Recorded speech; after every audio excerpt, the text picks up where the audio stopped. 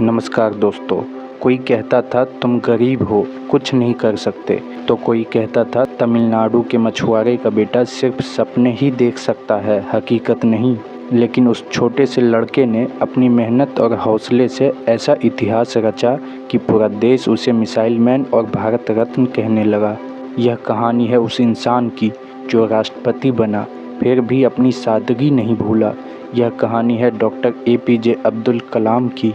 तमिलनाडु का एक छोटा सा गांव रामेश्वरम, एक मछुआरे का घर, छोटा, सादा और साधनहीन, वहीं जन्म हुआ अबुल पाकिर जैनुल आब्दीन अब्दुल कलाम का। उनका परिवार बहुत अमीर नहीं था।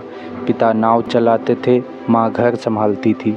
छोटा कलाम सुबह 4 बजे उठकर अखबार बांटता था ताकि घर चलाने में मदद कर सके। स्कूल के बाद पढ़ाई में डूब जाना, चांद तारों से बातें करना, उन्हें बचपन से ही विज्ञान से बहुत प्यार था। कलाम को पढ़ाई से इतना लगाव था कि उन्होंने भूख और थकान से लड़कर BSc और फिर मद्रास इंस्टीट्यूट ऑफ टेक्नोलॉजी से एरोनॉटिकल इंजीनियरिंग की डिग्री ली। MIT में जब वो एक प्रोजेक्ट पर फेल हो गए तो उनके प्रोफेसर ने उन्हें डांटकर कहा, अगर कल शाम तक मॉडल पूरा नहीं हुआ तो स्कॉलरशिप छिन जाएगी। कलाम ने पूरी रात काम किया और सुबह तक वो एयरक्राफ्ट मॉडल तैयार था। तभी उनके भीतर एक जिद पैदा हुई, मैं देश के लिए कुछ बड़ा करूंगा। साल 1960 कलाम ने नौकरी चुनी। DRDO में वैज्ञानिक बन गए, लेकिन असली पहचान मिली इसरो से, जहां उन्होंने भारत का पहला स्वदेशी सैटेलाइट लॉन्च व्हीकल SLV-3 बनाया। 1980 में रोहिणी सैटेलाइट को अंतरिक्ष में पहुंचाकर भारत को उन गिने चुने देशों में शामिल कर दिया जो खुद सैटेलाइट लॉन्च कर सकते थे। इसके बाद शुरू हुआ मिसाइल मिशन। पृथ्वी, त्रिशूल, नाग, अग्नि, इन सब की नींव रखी गई कलाम की सोच से, और यहीं से जन्म हुआ मिसाइल मैन ऑफ इंडिया का।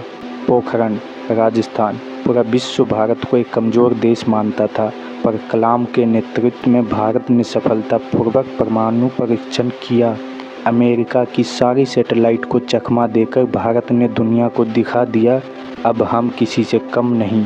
उस दिन भारत के साथ पूरी दुनिया ने डॉक्टर अब्दुल कलाम को सलाम किया। 2002 भारत के 11वें राष्ट्रपति बने डॉक्टर कलाम, एक वैज्ञानिक जो नेता नहीं था, लेकिन जिसे पूरा देश अपना मानता था।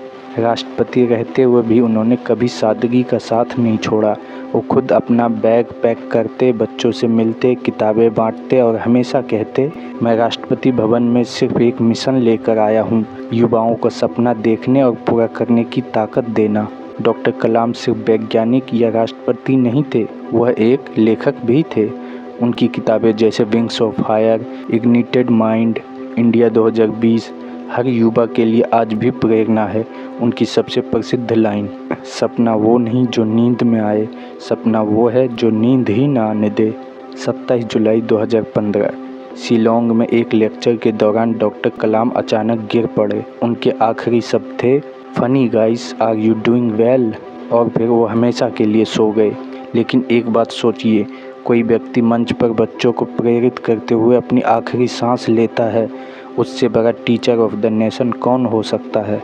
दोस्तों, डॉक्टर कलाम ने कभी शादी नहीं की, ना निजी संपत्ति बनाई, ना महंगी गाड़ियाँ ली।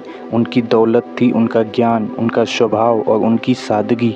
आज अगर भारत का हर युवा उनसे एक चीज़ सीख ले तो यह देश फिर से सोने की चिड़िया बन सकता है। कमेंट में लिखो, मैं डॉक्टर कलाम के सपनों का भारत बनाऊंगा।